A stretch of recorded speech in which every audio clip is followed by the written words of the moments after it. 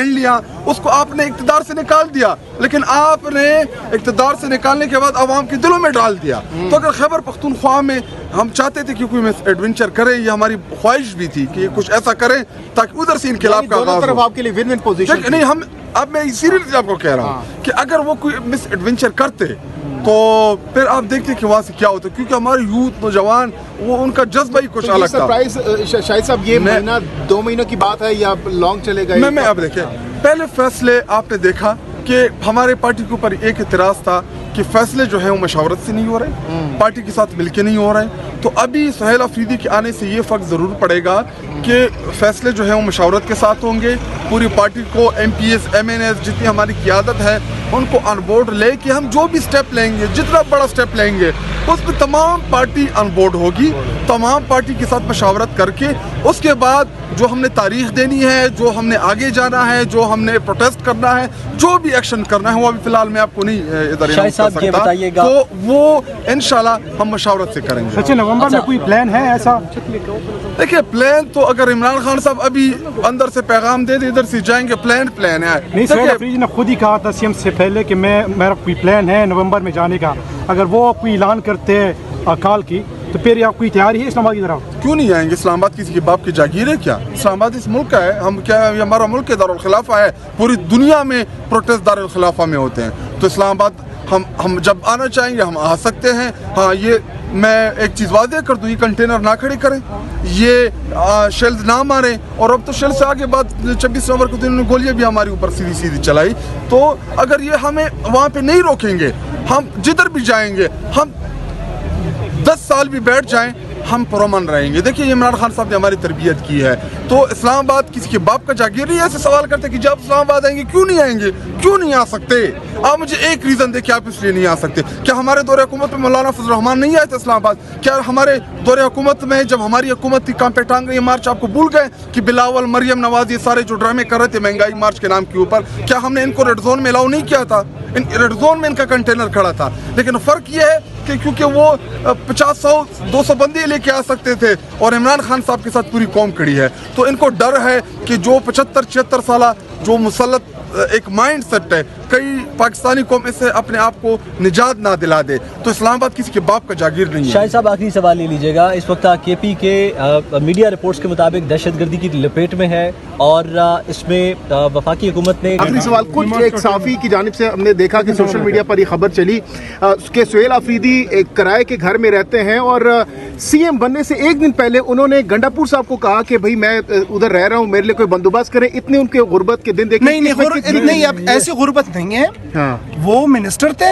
हाँ। तो वो एक घर खाली हुआ था सरकारी। अच्छा। हाँ। तो उन्होंने गंडापुर साहब को 1 घंटे नहीं 10 मिनट पहले, अच्छा 10 मिनट पहले CM बनने से 10 मिनट पहले सुहेल अफरीदी साहब ने CM अली अमीन साहब को कॉल की कि सर वो घर खाली पड़ा है तो वो मुझे दे दे, मैं यहाँ पे शिफ्ट हो जाऊंगा।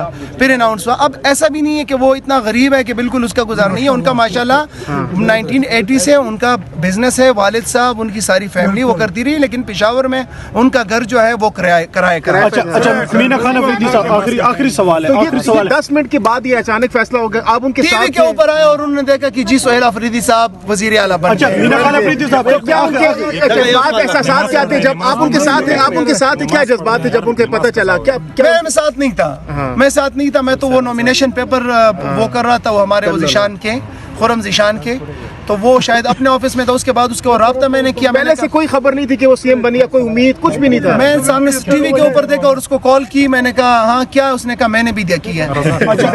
मीना खान अफरीदी साहब, आखिरी सवाल है। अभी बड़े सख्त फैसले किए गए हैं और ऐसे लगता है कि जो वज़ीर आला हैं सुहेल अफरीदी वो यमीन गंडापुर से बहुत पावरफुल हैं और जिस तरह का उन्होंने गेस्चर दिया है। मुराद सईद आपकी टीम का हेड है, बल्कि आप ही की आपको लीड करता रहा, तो उसको प्रोटेक्ट कर पाएंगे या नहीं और वो कब तक वापस बाहर आएंगे? देखिए, मुराद सईद का केस आपको पता है, उन्होंने सुप्रीम कोर्ट को लेटर लिखे, उन्होंने जो है चीफ जस्टिस को लेटर लिखे और सारा उन्होंने जो पस मंज़र था और मंजरनामा था उसमें पेश किया। ریاست اس کو تحفظ دینے میں ناکام رہی. اس وقت بھی جو حالات ہیں تو اس کے اندر تو میں یہ کہوں گا, دعا بھی کروں گا کہ اللہ مراد سعید صاحب کی حفاظت کرے, اللہ ان کو لمبی زندگی دے, اور ان کو یہی کہوں گا کہ یہ موقع جو ہے یہ اس وقت وہ موقع نہیں ہے کہ وہ باہر آئیں. خان صاحب نے بھی ان کو کہا ہے کہ آپ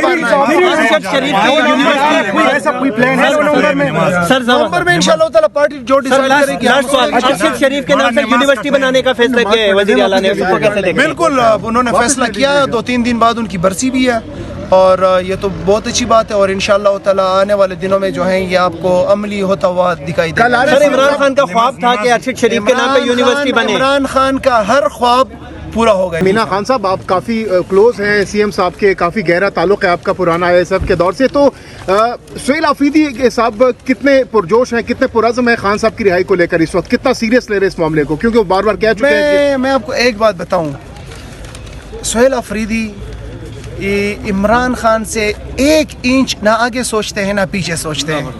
وہ عمران خان کا کھلاڑی ہے, عمران خان کا سپاہی ہے. ہو سکتا ہے اللہ نہ کرے اگر اس کی جان کو بھی خطرہ ہوا نا, وہ عمران خان سے آگے پیچھے نہیں سوچ سکتا, جان سے بھی کھیلے گا.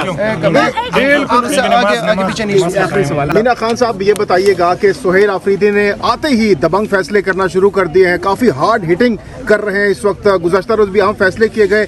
خان صاحب کی رہائی کے حوالے سے سننے میں آ رہا ہے کہ خان صاحب کی جانب سے ڈائریکشنز بھی ان کو دے دی گئی ہیں, اور یہ بھی سننے میں آ رہا ہے کہ نومبر دسمبر میں کوئی آپ لوگ اٹک پل کے پاس کوئی لانگ مارچ یا اس طرف کوئی دھرنے ورنے کا بھی سوچ رہے ہیں. کیا حکمت عملی, کیا پلاننگ ان سائڈ ہو رہی ہے؟ دیکھیں خان صاحب کی طرف سے کیا, خان صاحب تو اندر ہے, باہر جو ہے پولیٹیکل کمیٹی ہے, جو تنظیمیں ہیں وہ جو ہے لاہ عمل دیں گے, اور جو بھی لاہ عمل ہوگا اس کے لیے انشاءاللہ تعالی بھرپور طریقے سے مومنٹم بنے گا. اور بلکہ آپ دیکھ رہے ہیں کہ مومنٹم تو الحمدللہ بن چکا ہے. جس طریقے سے پریس کانفرنس کے بعد ریئیکشن آیا, اور پھر آپ نے حلف کے دن دیکھا کہ کبھی آپ نے ایسے حلف نہیں دیکھا ہوگا, اور یہ اپنے طور پہ لوگ سارے آتے ہیں. تو یہ ہے کہ مومنٹم بھی بلڈ ہو چکا ہے. اب پارٹی فیصلہ کرے گی, اور جو بھی فیصلہ کرے گی اس کا آپ دیکھیں گے انشاءاللہ تعالی سمندر انتظار ہے, فیصلے کے انتظار ہے, باقی تیاریاں مکمل ہیں آپ لوگوں کی 100%. اور ہماری اب سے کیا, عمران خان نے تو ہماری تربیت ہی ایسی کی ہے کہ ہر وقت ہمیں تیار ہوتے ہیں. آپ نے دیکھا ہوگا اڈیالہ کے سامنے بھی تیار ہوتے ہیں, زمان پارک کے وقت میں بھی تیار تھے, وہاں پہ بنی گالہ کے سامنے بھی تیار تھے, 25 مئی 2022 کو بھی تیار تھے, 4 اکتوبر 24 نومبر. کبھی یہ قوم جو ہے نا, اس قوم کو عمران خان نے مایوس نہیں کیا, اور اس قوم نے عمران خان کو بھی کبھی مایوس نہیں کیا. ابھی تک تو جو ہے یہ ملنے نہیں دے رہے تھے. ابھی مجھے کسی نے بتایا کہ شاید ملنے کے لیے انہوں نے بلایا ہے, اللہ کرے ملے.